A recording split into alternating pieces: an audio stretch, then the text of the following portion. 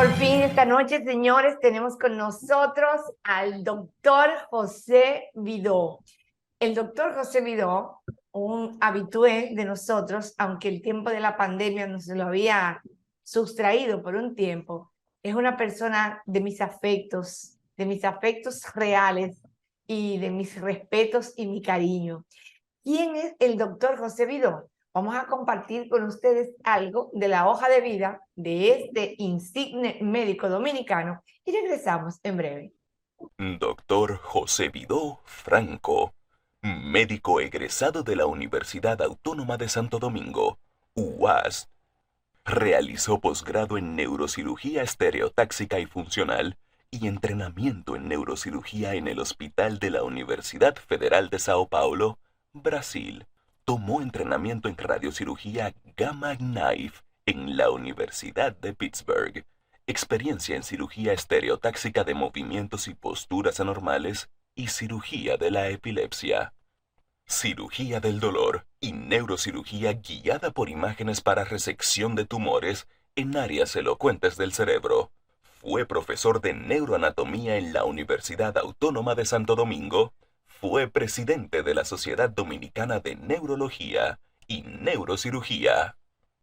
Vidó, ya es una realidad la técnica del Gamma Knife en República Dominicana, pero me gustaría que antes de eso usted pudiera explicar primero qué es la cirugía estereotáxica para ver en qué se beneficia la gente de este procedimiento y luego entonces entramos en todos los beneficios y las aplicaciones y los beneficios de la técnica del Gamma Knife o del bisturí con rayos gamma.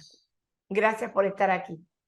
Muchas gracias a ti por tu invitación y por tu afectuosa recepción siempre en tu tan visto programa. Bien, y gracias a tu audiencia por aceptarnos en sus hogares, ¿verdad? Por recibirnos y por su atención.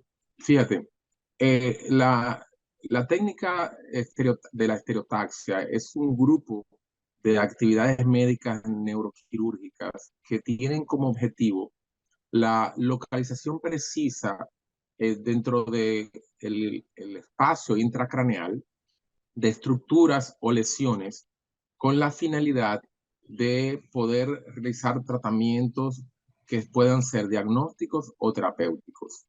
Esa localización se consigue a través de la generación de un sistema de coordenadas estereotáxicas alrededor del cráneo del paciente. ¿Qué significa esa palabra rara, estereotaxia?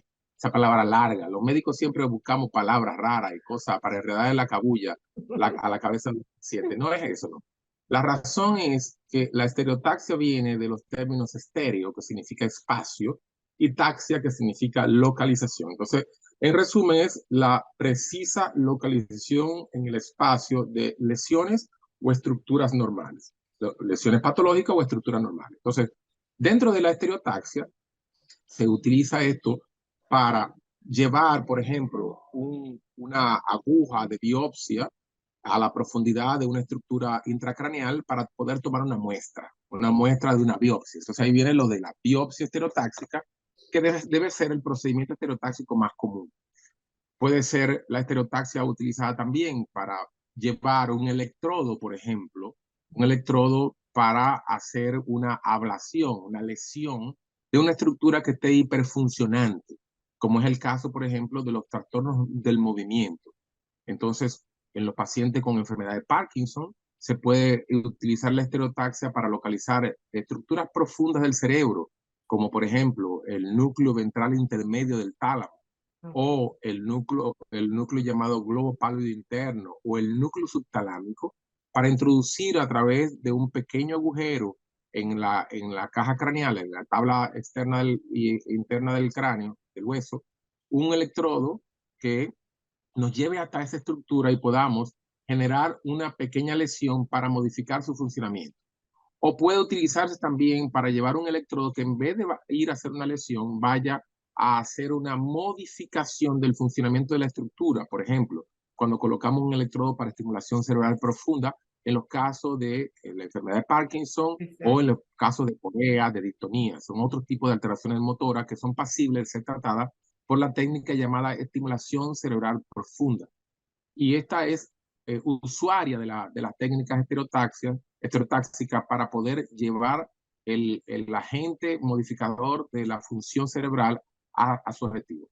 También utilizamos la estereotaxia para, por ejemplo, colocar un electrodo que nos permita registrar actividad eléctrica del cerebro en áreas profundas como la amígdala del hipocampo o en regiones como la ínsula o como la profundidad del lóbulo temporal o frontal o parietal o occipital en pacientes que tienen epilepsia refractaria, donde no se consigue identificar la zona exacta de donde ocurre el origen de la actividad eléctrica normal que lleva a sus convulsiones.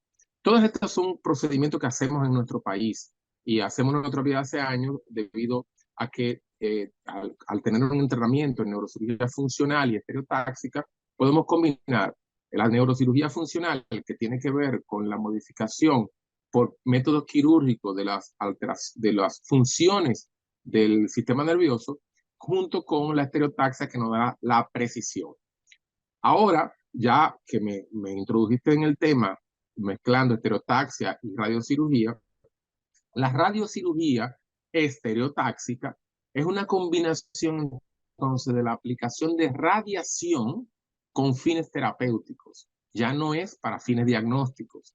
Entonces, en la radiocirugía que por cierto es un término acuñado por un neurocirujano, que fue el profesor Lars Leksell, un profesor de neurocirugía que hacía mucha neurocirugía funcional y estereotáxica, y él determinó que él quería poder llevar algo que no tuviese, que no ameritase la incisión de la piel o la apertura del cráneo para hacer un tratamiento terapéutico en el cráneo o en las estructuras intracraneales. Entonces, él diseñó una máquina que es el bisturí de rayos gamma o gamma knife, que la intención original era, dirigiendo con técnicas estereotáxicas la radiación, poder hacer ablaciones, lesiones en estructuras, por ejemplo, tumorales o en estructuras que antes introducía un electrodo para hacer una pequeña lesión térmica.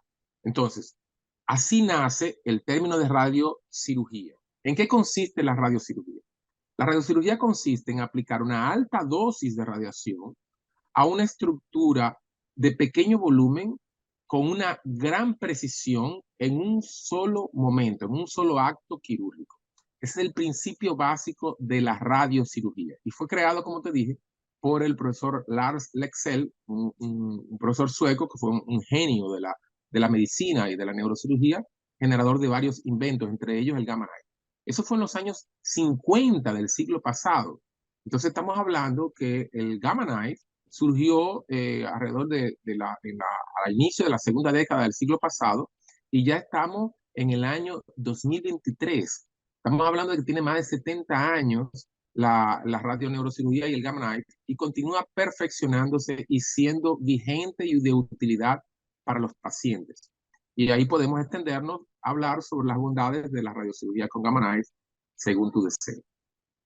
Antes de eso, la vez anterior que estuviste en el programa, precisamente hablaste de los inicios de República Dominicana beneficiarse precisamente de cirugía a través de este método innovador. O sea, tú nos decías que en República Dominicana por primera vez existía el aparato para hacer precisamente cirugía a través de precisamente del Gamma Knife y que estaban ubicados en Sedimar y que todavía están ubicados en Sedimar. Ya de eso hace varios años que tú lo explicaste aquí, continúas trabajando allí.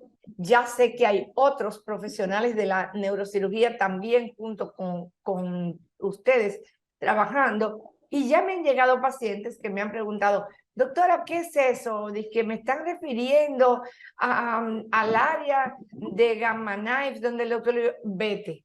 Si te dijeron que vayas con los ojos cerrados, puedes ir. Y después me han llamado Doctora, increíble, me fue bienísimo. Mire, eso después te digo cuál fue el último paciente, un chico joven al que atendiste y quedó súper satisfecho. Háblame de cómo refresquémosle a los pacientes, además, como decía el profesor Juan Bosch, la noticia que aquella vez llegó a otros, tal vez en este momento los que están aquí no la saben. Entonces vamos a repetirle cómo llega el Gamma Knife a República Dominicana y cuál ha sido esa evolución y dónde realmente se pueden beneficiar de esta técnica, porque en el segundo segmento completito va a ser para ver cuáles son las indicaciones de esta técnica y cuáles de ellas se realizan en República Dominicana. Sí, el Gamma Knife llega a República Dominicana de la mano de un grupo de inversionistas de Suecia y de Estados Unidos que están agrupados en una empresa llamada Medical Radiation Centers. Ellos se asociaron con el Centro de Diagnóstico de Medicina Avanzada CEDIMAT para establecer este equipo en la proximidad de CEDIMAT. Está adjunto, un edificio que está junto al área de imágenes a CEDIMAT. Entonces, el Centro Gamma Knife Dominicano es una entidad aparte, asociada a CEDIMAT, pero aparte, en donde trabajamos diferentes médicos, médicos neurocirujanos, ya comenzamos siendo 3, subió a 5, ahora ya somos 7, cada vez enriqueciéndonos de nuevos colegas, inclusive para poder tener el relevo, porque son gente más joven ya que nosotros, lo que es correcto, debe ocurrir de esa manera. Entonces, además tenemos radiooncólogos, tenemos dos radiooncólogos, tenemos también físico médico y tenemos imagenólogos que hacen conjunto a nosotros la evaluación de las imágenes que sirven de sustrato para poder hacer el tratamiento. Como te había dicho, el Gamma Knife es una máquina exclusivamente para hacer radiocirugía cerebral. No hay indicación de hacer procedimientos radioquirúrgicos en otras áreas del cuerpo que no sean en el cerebro. Entonces, la primera versión que llegó al país llegó en el año 2011. Nosotros nos fuimos a entrenar a la Universidad de Pittsburgh, en el Centro de Cirugía Guiada por Imágenes de la Universidad de Pittsburgh. Después fuimos, en el caso particular mío, también fui a Marsella, al Hospital Latimón, a hacer entrenamiento ya para técnicas de neurocirugía, de radioneurocirugía funcional, con el profesor Maurice Schultz. En Pittsburgh estuvimos con Ted Lunsford y Douglas Conciolta, que eran los encargados de esa área en Pittsburgh. Todavía el profesor Lunsford continúa. Y ahí pudimos aprender, no solo yo, sino también los demás colegas, cómo se utiliza la máquina. ¿En qué consiste la máquina de Gamma Knife? Como dice el nombre, gamma significa que utiliza rayos gamma. Y knife significa que un bisturí, pero realmente no es un bisturí. El Gamma Knife no es un bisturí real, es un bisturí en cuanto a la precisión de su función. ¿Por qué? Lo que hace el Gamma Knife es focalizar una multiplicidad de rayos, de rayos gamma que provienen de semillas radioactivas de cobalto 60, que están organizadas en una forma de hemisfera, ¿sí? El lugar donde están las semillas radioactivas, que están dentro de un búnker cerrado con unas paredes de metal, de titanio, de casi 1 metro de ancho, así que está bien protegido. Dentro de esa máquina están, en el caso de nuestra versión actual, porque ya estamos con la segunda versión de Gamma Knife en nuestro país, que es la última generación en el mundo. La primera que tuvimos en el 2011 fue el Gamma Knife 4C, que tenía 211 fuentes de radioactivas, y esta tiene 192. Con la diferencia de que la versión nueva, que es el Gamma Knife Icon, tiene una mayor precisión que la versión anterior y tiene una mayor versatilidad que la versión anterior. ¿Por qué? Por varias razones. La versión anterior el cambio entre una espesura de rayo y otro, teníamos que hacerlo de manera manual, física. Es decir, esas semillas radioactivas están todas apuntando hacia el centro de la hemisfera que le mencioné, y la función del médico radioneurocirujano es colocar la lesión o estructura que quiere radiar en ese centro para que reciba la radiación. La versión anterior tenía unos colimadores que eran como unos cascos que eh, se, se ajustaban a la parte interna de esta hemisfera y tenía los agujeritos por donde pasaba la radiación. Esos agujeritos tenían diferentes diámetros, 4, 8, 14 o 18 milímetros de diámetro, para nosotros poder regular. Antes, para nosotros decidir la cantidad el espesor de los rayos, entre uno y otro teníamos un cambio manual de ese casco que pesaba toneladas, usando un brazo robótico. Hoy en día ya eso no es necesario, porque el Gamma Knife Icon obtiene todos los colimadores dentro de la máquina y se hacen de manera automática, robótica internamente, en donde no interviene la mano humana para hacer el cambio físico, y no hay el chance de accidente donde un colimador pesado le caiga encima un pie o encima de la cabeza a un paciente, porque cada colimador es independiente, ya no está unido a un gran casco. Entonces, eso por un lado. Por otro lado, el Gamma Knife Icon, que es la versión que tenemos desde el año 2000, final del año 2021, esta última versión tiene un diámetro interno mayor, lo que permite que se amplíe la El cantidad de radio, pacientes que claro. puedan ser tratados, por el hecho de que pacientes muy obesos o muy anchos no podían entrar. Ahora no tenemos esa limitación. También tenemos la situación de que ese Gamma Knife Icon, al ser más amplio, nos permite tratar lesiones que estén a un lado y al otro sin tener que hacer grandes modificaciones de la posición de la cabeza del paciente. Otra cosa que tiene es que antes nosotros teníamos que cambiar la cabeza del paciente de posición. Ahora la máquina mueve la mesa donde el paciente está y lo lleva a la posición que debe utilizar. Otra de las innovaciones de la nueva versión del Gamma Knife Icon es que permite el tratamiento no solamente con el marco estereotáxico, que es lo que nos da una mayor precisión, sino que para algunas lesiones muy grandes, que no ameritan de una precisión tan extrema como la que nos da el marco estereotáxico, podemos, y también para los pacientes que van a ser tratados con lo llamada radiocirugía hipofraccionada, en donde en vez de dar una sola sesión, tenemos que fraccionar en pequeñas sesiones de hasta 5 ocasiones. No tenemos que estar quitándole y poniéndole el marco estereotáxico, sino que esta máquina nos permite hacer una máscara termoplástica que se ajusta a la anatomía del cráneo del paciente, y se fija esa máscara a la mesa y es más confortable que el marco estereotáxico, y no hay que estar puyando el paciente con un tornillo para fijar de manera esquelética el sistema de referencia. De tal manera que es más versátil, además del hecho de que su nombre Icon viene del hecho de que puede adquirir imágenes el mismo aparato. El aparato está armado con un sistema, un brazo que pasa alrededor de la cabeza del paciente y genera imágenes de tomografía que nos permite una gran precisión en la definición de las referencias óseas del cráneo. Y nosotros podemos, sin tener que ir a una unidad de tomografía externa al aparato, adquirir una tomografía en el mismo aparato de tratamiento, y la imagen de tomografía se transmite a la estación de trabajo, donde nosotros corregistramos tomografía del día del tratamiento con resonancia magnética previa, donde hacemos la preplanificación. Y ahí se puede ajustar el tratamiento y comenzar el tratamiento en una mayor brevedad y demorando menos tiempo. De tal manera que cuando antes utilizamos una mañana para hacer un tratamiento de un solo paciente, ahora una mañana tratamos 3 y 4 pacientes.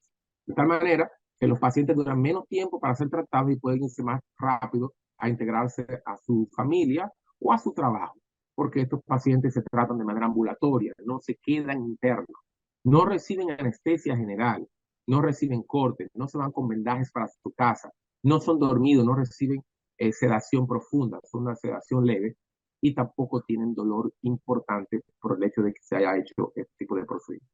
Qué maravilla. Una pequeña pausa cuando regresemos. Doctor Vidó, ¿qué pacientes se benefician de el uso de la técnica del Gamma Knife? O sea, ¿qué tipo de patologías son aquellas que tienen indicación para ir y qué pacientes pueden acceder? Porque hablamos de que tal la tecnología, hasta que no se democratiza, es escandalosamente elevada y está poco accesible a la mayoría de los pacientes. Después de la pausa, estas preguntas para el doctor Vidal.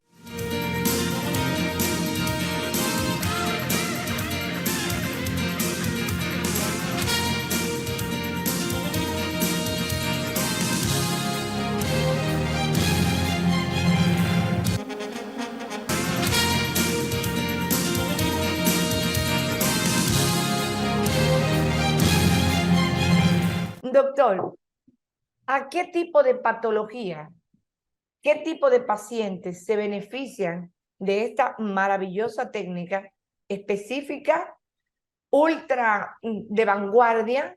La verdad, medicina del primer mundo en República Dominicana, tanto que nos quejamos, pero sin embargo, en este momento es así. El deporte nacional del dominicano no es el béisbol, es la queja. Estoy de acuerdo con usted. ¿Qué pacientes se benefician, doctor? Bien, ¿Qué fíjate. tipo de patologías pueden ser manejadas?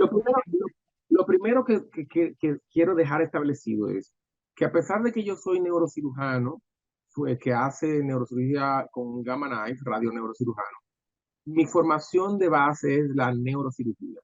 Claro. Y que el Gamma Knife es una herramienta más en el arsenal de opciones terapéuticas que tenemos los neurocirujanos dominicanos para ofrecerles opciones de mejoría de sus patologías a nuestros pacientes. Entonces, el Gamma Knife no viene a sustituir la neurocirugía convencional. Jamás. El Gamma Knife viene a enriquecer la cantidad de opciones que tenemos y a complementar en muchos aspectos. Aunque en algunas contadas excepciones, la radioneurocirugía con Gamma Knife puede haber sustituido un determinado procedimiento en alguna patología, no es más que un complemento, una herramienta de los neurocirujanos. Es decir, no es que ya se dejó de operar, se sigue Jamás. operando, Claro. se sigue operando y seguimos también haciendo radiocirugía. Entonces, ¿cuáles son las indicaciones? Bueno, las indicaciones incluyen lesiones de tipo estructural, tipo lesiones tumorales, también lesiones de tipo de malformaciones vasculares, también alteraciones del funcionamiento del cerebro, que son las llamadas lesiones funcionales. Vamos a comenzar por la parte de los tumores, ¿de acuerdo? Los Claro. tumores incluyen tumores de tipo maligno, como son las metástasis cerebrales de cáncer primario en otro lugar, que son la principal indicación mundial de radiocirugía con Gamma Knife. ¿De acuerdo? La primera indicación en todo el mundo para radiocirugía con Gamma Knife es el cáncer metastásico a cerebro. Correcto. ¿Por qué? ¿Por qué? Porque el cáncer metastásico es una patología que, aunque está dentro del cerebro, ella normalmente es bastante bien delimitada en los estudios de imágenes. Y estas lesiones acostumbran a ser múltiples, ¿de acuerdo? Se acostumbran a ser múltiples de tal manera que operar a un paciente en cada una de sus metástasis se vuelve totalmente impracticable, ¿cierto? Pero además, anteriormente, el tratamiento convencional de las metástasis era la radioterapia holocraneal, que significa irradiar todo el encéfalo. Y la radioterapia holocraneal era eficaz en controlar las lesiones metastásicas que ocurrían en el paciente en ese momento. Pero no era eficaz, no era eficiente en el sentido de que no se pueden tratar pacientes que tengan nuevos episodios de metástasis. Es decir, el hecho de que a una persona le apliquen radioterapia a todo el cerebro cuando tenga metástasis múltiples no lo vacuna contra otras nuevas metástasis que puedan llegar a su cerebro. Entonces, cuando se le daba antes radioterapia holocraneal al paciente, se le curaban esas metástasis, pero cuando volvía a tener metástasis ya no se le podía volver a dar. ¿Por qué? Porque la radioterapia holocraneal le genera un daño al cerebro Claro. que recibe la misma radiación que recibe la Las células metástasis. malignas, claro. Entonces, como la metástasis se dañaban y destruían con la radioterapia, si tú le volvías a dar radioterapia en otra ocasión al cerebro, también se iba a dañar. Entonces, el deterioro cognitivo, el deterioro de las capacidades mentales de los pacientes era una complicación después de tú dar radioterapia. Entonces, ¿qué vino a ocurrir con el advenimiento de la radiocirugía? Que como la radiocirugía permite una focalización precisa de la radiación, la dosis al cerebro es mínima, mientras que la dosis a la lesión metastásica maligna es máxima. De tal manera que nosotros podemos tratar multiplicidad de metástasis en un solo acto radioquirúrgico, o podemos tratar diferentes eventos de metástasis en diferentes momentos de la vida de un paciente. Esto ha venido a producir una prolongación, un aumento de la cantidad de vida, de la expectativa de vida de los pacientes portadores de cáncer, que antiguamente cuando se le detectaba una metástasis en cerebro, ya era algo que decía, bueno, ya este paciente no va para ningún lado porque ya tiene metástasis al cerebro. ¿De acuerdo? Pero ahora no es así. Ahora nosotros hemos visto pacientes que aunque continúan teniendo cáncer, le podemos controlar diferentes eventos de metástasis cerebrales a lo largo de años. Yo he tenido la oportunidad de tratar pacientes que después que se le diagnosticó metástasis por primera vez, pudimos prolongar su vida hasta 5 o 6 años después. Wow. Entonces, cada vez que le sale metástasis, se la tratamos. Ya, lo que quiere decir es que ya los pacientes de cáncer no tienen que morir porque tuvieron metástasis al cerebro. Ya la metástasis al cerebro no es la causa principal de muerte de los pacientes con cáncer avanzado. Lo que termina acabando con la vida de los pacientes es la evolución de su enfermedad primaria, pero ya Sí. no la metástasis cerebral, que era lo que mataba a los pacientes antes. Entonces, esto aumenta la cantidad y la calidad de vida de los pacientes, con que la posibilidad de tratar a los pacientes de su condición y que los médicos oncólogos puedan seguir intentando tratar la lesión primaria de su paciente. Y un paciente que antes no podía acceder a un tratamiento más de su lesión primaria porque ya tenía metástasis del cerebro, ahora sí puede acceder porque la metástasis cerebral ya no es un gran problema. Entonces, esta es la principal causa de indicación, pero también están las lesiones benignas. Las lesiones benignas que incluyen los adenomas de hipófisis, incluyen los meningiomas, que incluyen los schwannomas, que son lesiones que pueden ocurrir únicas o múltiples, principalmente los schwannomas y los meningiomas. El meningioma continúa siendo una enfermedad que debe ser tratada quirúrgicamente, abierta, convencional, cuando se quiera conseguir la curación de la lesión. Pero hay algunos casos que por su localización y tamaño no son Fácil de pasibles abordar. de ser tratados con. Exacto. Podría implicar un riesgo mayor para el paciente que dejarlo sin operar. Para esos casos podemos tratar el meningioma de la base del cráneo, que envuelve nervios de la base del cráneo, como los nervios facial, nervios motores oculares, que ir a sacarlo pondría en riesgo esos nervios. Sin embargo, nosotros podemos dar radiocirugía para controlar esos tumores o como un tratamiento de primera línea o como un tratamiento complementar para casos en que se sacó la mayor parte del tumor y queda un remanente que se dejó porque ponía en riesgo una estructura vascular o nerviosa e irla a sacar.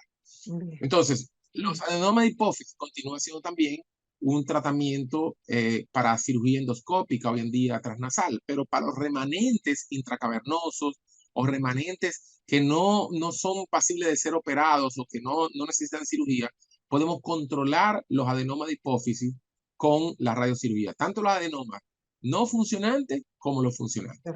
Una patología tumoral benigna que antiguamente era prácticamente la única opción era cirugía abierta, prácticamente ha desaparecido del quirófano, que es el schwannoma del vestibular o popularmente conocido como neurinoma del acústico.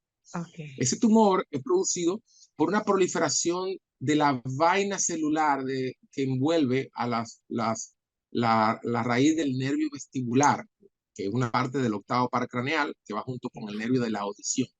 Cuando se proliferan esas células, que se llaman células de Schwann, se produce el llamado schwannoma, ¿de acuerdo? Es un tumor que puede presentarse con pérdida de la audición o alteraciones del equilibrio. Y cuando llega a crecer mucho, puede comprimir el nervio facial y generar también parálisis facial. O puede comprimir el tallo encefálico, el cerebelo y producir hidrocefalia, hipertensión intracraneal. Hoy en día, como hay una proliferación de métodos diagnósticos y ya la gente va donde el médico le dice, mire, yo quiero que usted me haga una resonancia magnética, el diagnóstico de los schwannomas se ha hecho muy temprano. Y esos schwannomas pequeños que están dentro del canal del conducto auditivo interno y que todavía no han tenido una compresión de estructuras, pueden ser detectados tempranamente y pueden ser tratados con radiocirugía sin necesidad de cirugía. Cuando no es, esos pacientes no consiguen, que yo creo que tu paciente, tu relacionado a lo que tenía era eso, un schwannoma del Así vestibular mismo era. pequeño, si no me equivoco. Entonces, si el paciente no tiene la dicha de un diagnóstico temprano y llega con una gran lesión que comprima el tallo encefálico, ya como quiera tenemos que operarlo para hacer la citorreducción, para reducir el tamaño o el volumen tumoral y dejar el tumor en una condición en que la podemos tratar con radiocirugía sin interesar los nervios que están en contacto cercano con el tumor. Ya nosotros no planificamos hoy en día. Yo no voy a sacar el tumor entero. Voy a sacar la mayor parte dejando la cáscara que está pegada al tallo encefálico y a los nervios craneales para no dejar al paciente con la boca torcida, inestable y sordo. Entonces ya vamos directamente a sacar un pedazo y al otro pedazo menor dejarlo para radiocirugía. Dentro de las otras indicaciones están malformaciones vasculares, que antiguamente eran grandes cirugías. Yo recuerdo en mi entrenamiento que una vez duré 16 horas operando una malformación arteriovenosa. Eso ya no existe. Esa es una cirugía que ya no se hacen. Ya son patologías que podemos tratar o con embolización. Tenemos varios médicos cirujanos endovasculares que pueden embolizar, o con radiocirugía, siendo que la radiocirugía es aún mejor porque como su efecto es progresivo, impide que se recanalice la malformación. Y grandes malformaciones que generaban gran discapacidad y sangrado de los pacientes hoy en día pueden ser tratadas y curadas con la radiocirugía. También tenemos alteraciones del funcionamiento, como la neuralgia del trigémino, que podemos operar abierto, operar percutáneo, operar con radiocirugía, y dejamos la radiocirugía para personas de edad avanzada con comorbilidades que le impiden recibir anestesia general o hacer cirugía abierta. También tenemos la radiocirugía como complemento en el tratamiento de condiciones como la epilepsia. Podemos tratar epilepsia refractaria lesionando o vías de comunicación de diseminación de actividad eléctrica normal con el Gamma Knife, o eliminando foco epileptogénico con el Gamma Knife. También podemos utilizarlo en algunos casos de trastornos motores, podemos hacer lesiones en el tálamo o en el globo pálido interno para el control de los movimientos involuntarios en los pacientes que tienen temblor o temblor esencial o temblor por enfermedad de Parkinson. Lo que te quiero decir es que la multiplicidad de indicaciones es amplia y continuamos haciendo la neurocirugía y tenemos ahora esta herramienta más para aquellos casos que no podíamos resolver completamente, poderlos mejorar más aún con el Gamma Knife. Con relación al acceso de las personas al Gamma Knife, casualmente en nuestro país, el Gamma Knife tal vez sea una de las opciones de tratamiento más democráticas, como tú dijiste. ¿Por qué? Porque aunque es un equipo costoso, un aparato de Gamma Knife cuesta alrededor de $5 millones y es algo muy sofisticado, la institución, el Centro Gamma Knife Dominicano, tiene una política abierta, de puertas abiertas para todo el que lo necesite. Y se tienen actitud de recibir todas las empresas que son de intermediación médica, como las ARS. Las ARS que no tratan a sus pacientes con Gamma Knife, no porque el Centro Gamma Knife no quiera, sino porque la ARS no ha firmado un contrato. Pero se es bastante flexible y se hacen acuerdos de manera regular con esas ARS para cobertura de sus pacientes.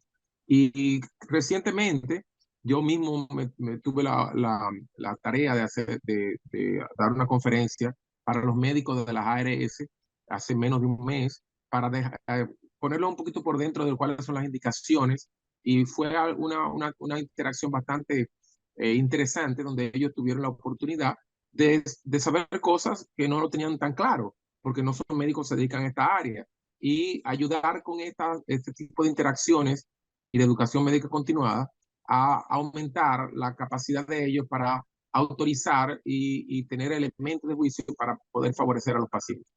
Entonces, además de esto, los pacientes de escasos recursos que no tienen ARS también pueden hacer acuerdos de pago, y se hacen reducción de costos. Inclusive hemos hecho varias jornadas gratuitas, totalmente gratuitas, de Wow. tratamiento de pacientes que no tienen ninguna de estas condiciones y que ameritan su tratamiento. Lo que le quiero decir es que la única razón para que un paciente que tenga una patología, que sea candidata a radiocirugía con cámara, no se trata de que el paciente no quiera. ¿De Wow. acuerdo? Porque si el paciente tiene indicación, lo más probable es que termine siendo tratado en el centro de Gamma Knife dominicano. Doctor, por último, ¿es seguro para los médicos que manejan este sistema? Recordemos que anteriormente los médicos que tenían que exponerse a diferentes tipos de radiaciones terminaban con una serie de patologías, lamentablemente. Y Es bueno hacer la pregunta para que el paciente entienda, porque si es seguro para el médico, también es seguro para el paciente que bueno, tenga es seguro para ambos. Y te voy a explicar por qué.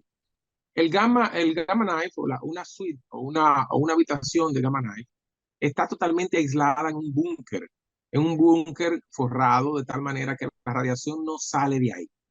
Tú puedes entrar al búnker, y cuando está el Gamma Knife sin tratamiento, de la pared del lugar donde el paciente se pone y tú recibes la radiación, ahí no hay radiación que dañe la salud. El único momento donde hay radiación ionizante es cuando el paciente entra dentro de la máquina y mientras está exponiéndose, pero en ese momento el paciente está solo dentro de la habitación, y está siendo monitorizado por sistemas de circuito cerrado de video y de audio, y nosotros estamos viéndole el rostro del paciente, viendo la habitación completa, y también pudiendo comunicarnos por audio con el paciente, y podemos hablarle. Mucha gente que les gusta que le ponga sus músicas favoritas, se las ponemos por el sistema de audio, y ellos conversan con nosotros y nos dicen lo que quieren decir, y nosotros le preguntamos si se siente confortable y esa cosa. Yo pregunto, ¿falta mucho?